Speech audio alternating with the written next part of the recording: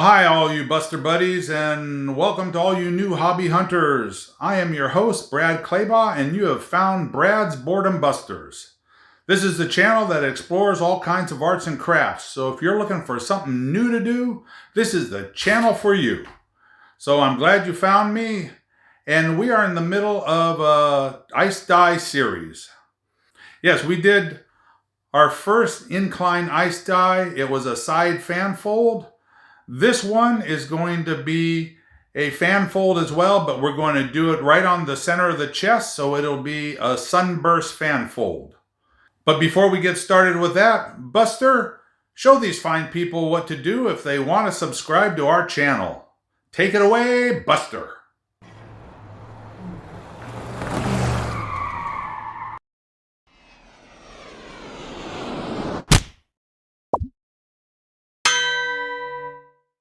Thanks, Buster. Great job. All right, let's get on with this video. So like I said, we've already done one of the two fan fold ice dye incline videos. So we are going to do a Sunburst on the chest. And so this will be very similar to our first one, but the initial folding of the shirt will be a little different. So let me go over what you need to do. We need to have a 100% cotton t-shirt to start with. Then you're going to pre-wash that. Then soak it in soda ash for 20 minutes. Spin it out in your washer so it's slightly damp. And now I mentioned on the last video that I had seen other tie-dyers fold up this pattern and then let it sit overnight to dry out before they ice dyed it. We didn't do that on the first one, and I said I'd try that on this video just to see if there was any difference in the look of the shirt after the processing is done. I will stick it in the tray and then dye it and then apply the ice, and then we'll put it on an incline and then let it sit until the ice melts. Then let it sit for 24 hours after that to cure. Then I'll rinse it out. I'll wash it out in the wash machine with my dye fixative and detergent. And then we'll do a reveal at the end. So let's get over to the table and I'll show you how to fold up the shirt. All right, all you fine people, here we are at my work table. So I've got my large cotton t-shirt pre-washed, soaked in soda ash, and then spun out in my washer. And then I said we were going to dry the shirt for this project to compare with our first fan fold that we did that was just spun out. And now we're going to do this fan fold with the Sunburst on the chest. And I said I would try this one dry. And so there's two ways to do it. The way I've seen other YouTubers do it is they soak their shirt in soda ash, spin it out, then fold up the pattern, and then let it sit, say, overnight until, or as long as it takes for it to dry out. I decided to try something a little different to speed up the process. So I soaked it in soda ash, spun it out in my washer, and then I put it in the dryer on a quick dry setting. And so now I have a shirt that it's cool to the touch, but it's still dry. So it has a lot less moisture in it than if you just spun it out. And so that's the way I'm going to do it. So it speeds up the process. You don't have to wait overnight to fold it up the next day. So what you want to do with this shirt, the same as we did with the first shirt, is turn it inside out. So we're inside out, but now we want to center the shirt. It'll be the process where we pull one sleeve through the shirt and tuck it into the other sleeve. That way we center the front and the back of the shirt, and they are then together. And that way when we mark and fold our pattern, it'll be symmetrical to the front and to the back.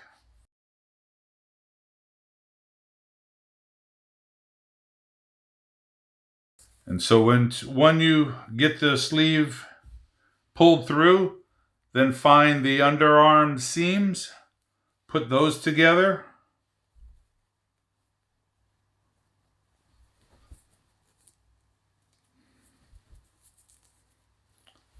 And then shake that out. And then find your shoulder seams and match them.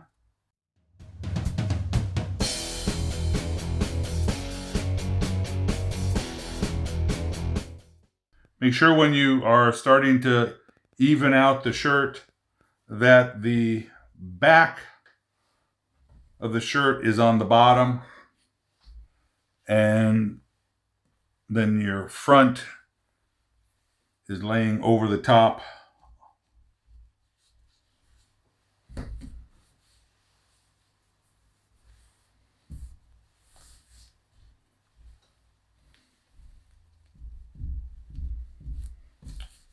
And try to get all the wrinkles out from underneath.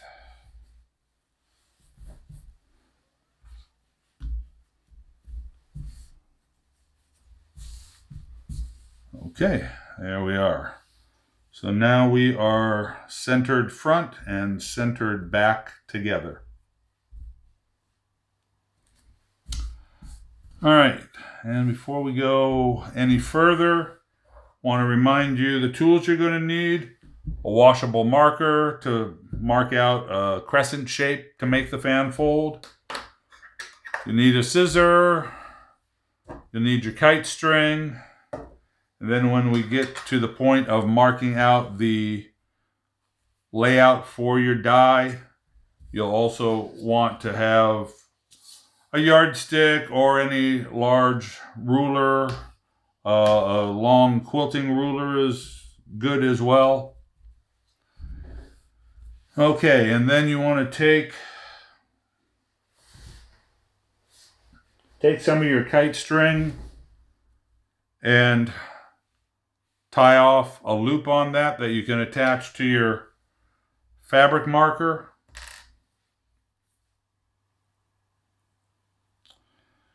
And let's figure out where we want the center of our sunburst. I think just a little below the armpit, so about there. Just slightly above center. If you folded the bottom up to the top, this is a little higher than that. And now this is just an area to fold to create the fan pattern.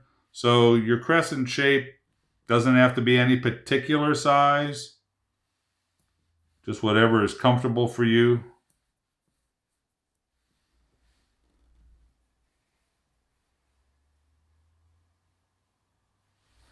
Okay, that's all for that.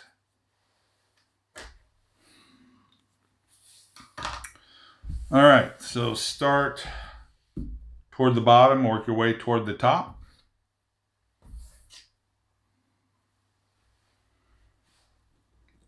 And nice tight little pleats, maybe about a 1/2 inch tall. When you're finished, you want your line to be as straight as you can make it.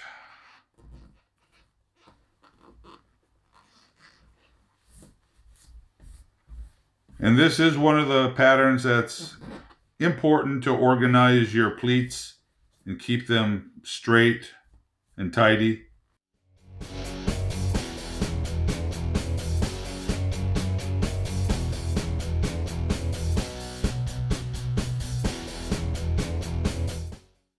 Okay, there's our fan fold. Now let's get some kite string on that just to secure it.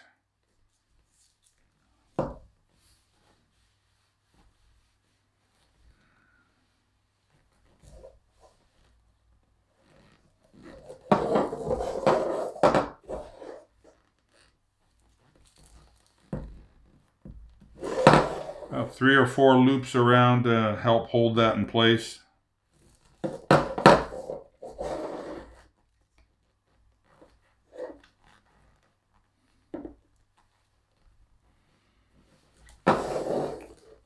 Okay. Now just organize your pleats out here toward the outside of the crescent shape, and then we'll tie that up.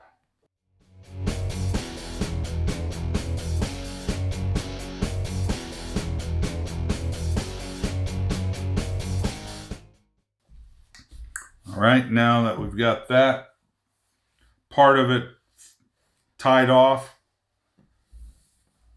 flip it around and organize the pleats on the rest of the body of the shirt. And as you get out here toward the end of it, the pleats will want to get a little bit taller, and they might need to be more numerous, so you might have to actually add pleats where in between the existing pleats, just because of the amount of fabric you're dealing with, and that's not unusual. Like I say, just organize everything as best you can.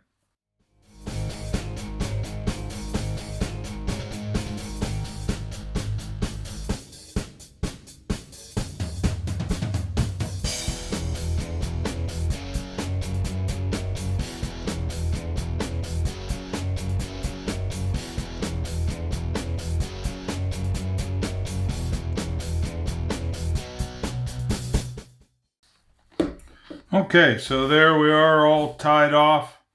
Now let's spiral this back and tie it off to our start. But don't cut this off yet. Just tie this off. Leave it attached to your spool still.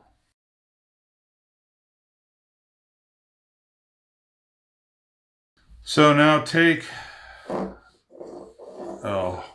just an extra length. Leave that attached. You can spiral that on up.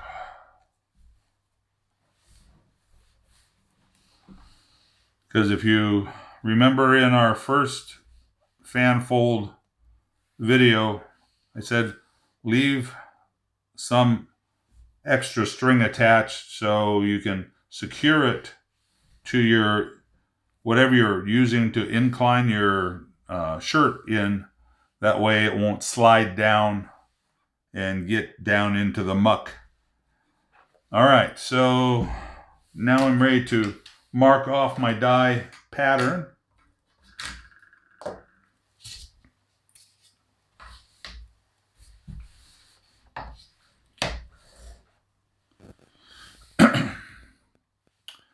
So in the first video, I had marked an inch for the first color and then 2 inches for everyone after that.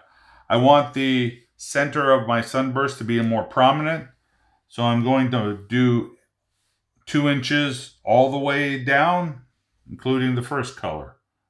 So we're marking at 2.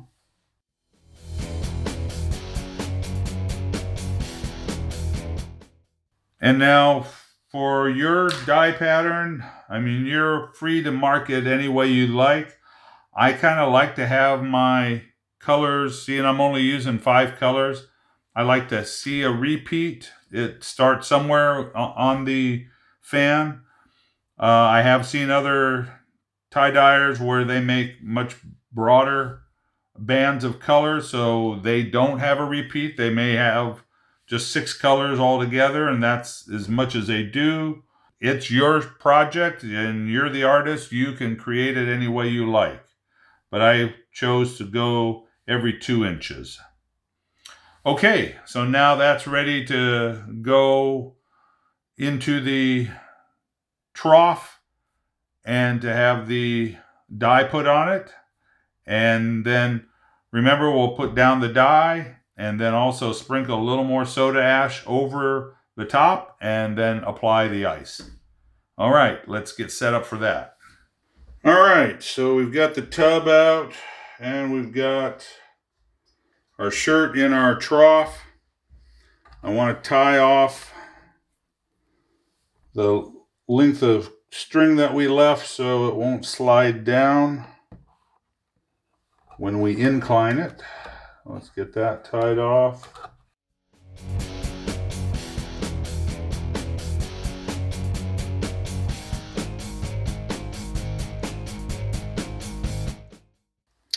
Okay, so let's go over the colors I'm going to use before I have to put on my mask and gloves and can't talk to you anymore.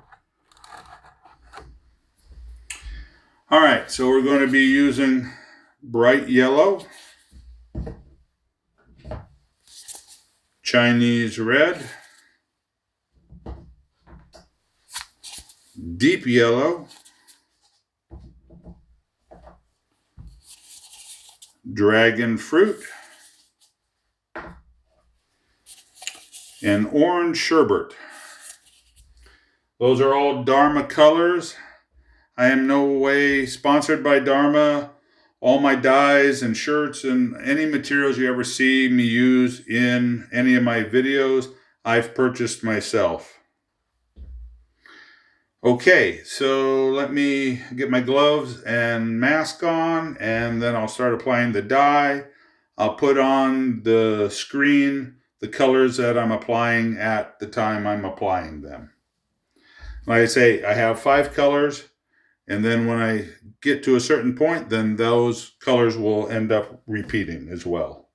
The other thing you're going to need for applying the dye, though, is a plastic spoon. And it's a good idea to wipe off the spoon between colors so you don't cross-contaminate your dye. Just a paper towel is usually adequate. All right, going to get the mask on, then we're going to apply the dye. So enjoy the music.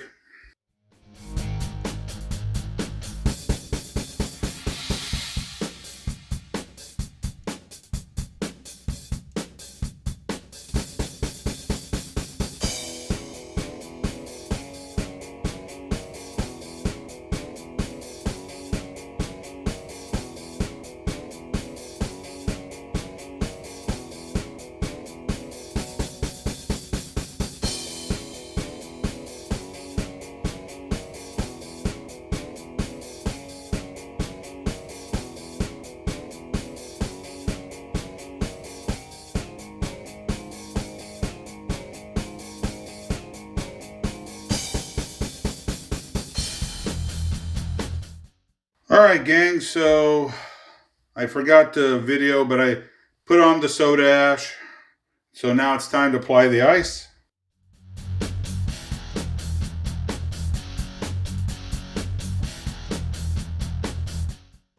Okay, I think that's enough ice for the moment. Now let's incline it because some of the ice always runs off.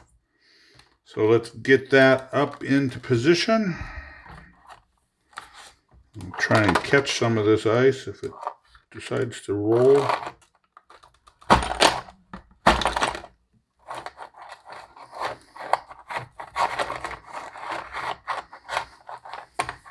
Okay. That's always a challenge with the ice dye, is keeping the ice on the bottom of the pattern.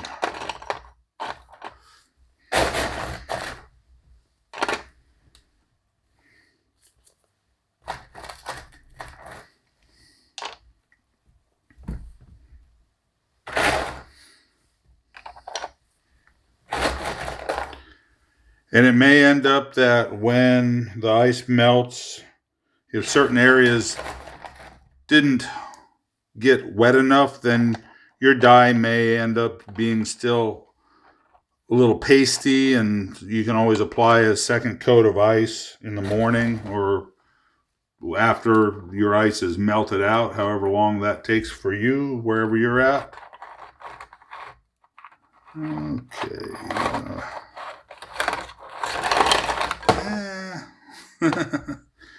Okay, far out. Just not going to cooperate.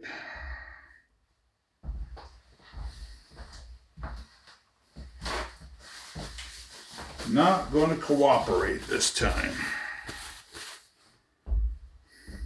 Alright, just keep adding ice until it stays where it's supposed to stay.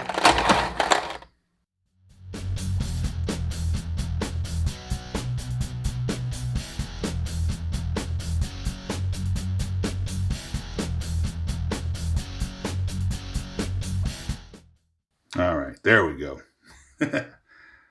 It's a challenge sometimes. Yes, it is.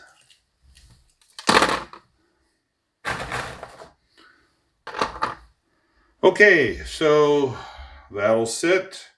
So I'll look at this in the morning. It should be melted out by then. And if I need to add more ice, I will. And so after it's processed then for 24 hours, then I'll take it out of here and wash it out in the laundry sink. Start on cold water, and you can gradually make it warmer to hot until it's running almost clear. Then throw it in the laundry with regular detergent and my dye fixative, and then I'll dry it, and then we'll do a reveal as soon as it's done. All right, we'll see you then. All right, all my fine people, here is our fanfold Sunburst shirt. I think it came out really well. Has some nice color, good contrast. The only slight flaw, and it's really not a big issue, when I had the shirt folded up and then in the trough, I didn't have the center of it pushed all the way down. So as the dye melted and rolled down the trough, it didn't totally saturate the back in one spot, primarily where the yellow is. So I've got a few little white spots there. It's a little more prominent on the back of the shirt. Here, but it's not a big issue. But it's just kind of a word of warning. So when you put your shirt in a container or trough you have, make sure that you have it making contact all the way down. So as the dye melts, it kind of does its thing, what it's supposed to do in an incline. But aside from that one little issue, I think it came out really well. All right, all my fine dude and dudettes. So I promised in the beginning of the video that we'd also do a comparison of our first fanfold shirt and now our Sunburst shirt.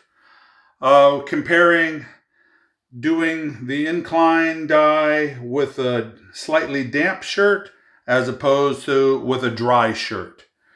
And honestly, I don't see any major difference. I think we have good striations from the muck and the Incline on both shirts. The only real significant difference, and when I pointed out I had a few areas I didn't take dye, and thinking about it, if you've ever had a bone dry shirt and tried to put dye on it, put bleach on it, any kind of moisture, it wants to actually bead up and just roll off because you need actually moisture in the fabric for it to want to wick into it. And so that's why I had no white spots on this shirt. And so possibly that's why I ended up with that one spot. It really showed up, before I unfolded it. It was on the back of the shirt underneath the second band of yellow. And it's probably because the shirt was dry, it didn't want to wick in the moisture that was running down the trough. So, try it yourself. Try it both ways. See which way you like it better. For expedience of the process, if you just spin out your shirt in the wash per normal process and then fold it up and then put it in the trough and incline it and start dyeing it, that makes it go a lot quicker as opposed to spinning it out, folding it up, and then letting it sit overnight or however long it takes to dry out and then go through the process. I don't see the great benefit in it. But you try it and let me know in the comments which was more successful for you. Also, I'd be very interested to hear from you. Which do you like better? Our fiery Sunburst or our ice cold side fan fold? Which color pattern do you like better? The cool or the hot? So yeah, give me a comment. I'd love to hear your opinion on all this. And I try to answer all your comments. So, hey, I hope you enjoyed this comparison. All right, let's get over to the table and we'll talk about our next upcoming project. All right, all my Buster buddies, I hope you enjoyed that project, and I'm really looking forward to hearing your comments. Which did you like, our part 1 side fan fold, or the number 2 Sunburst, or what was your favorite color scheme? Hot, cold, let me know. I'd love to hear from you. And if you did enjoy this video and learn something, why don't you give me a thumbs up? And if you haven't subscribed yet, please subscribe. And don't forget to ring that notification bell so you don't miss any of our upcoming videos. And if you'd really like to share this channel with your friends, that would really help me out as well. All right, so let's talk about our next project that's coming up. I've got a spring bazaar coming up that I'm going to be entering into, and I would like to make a banner for my booth. And so that's what I'm going to show you how to do on our next upcoming video. I'm going to be making a tie-dye banner with applique lettering. You can use these same techniques that I'm going to show you in my banner and turn that into a wall hanging as well. So please stay tuned for our next video because it's going to be a really cool project. Please come on back so we can have fun together. Don't forget, peace out, baby, and go bust out some art.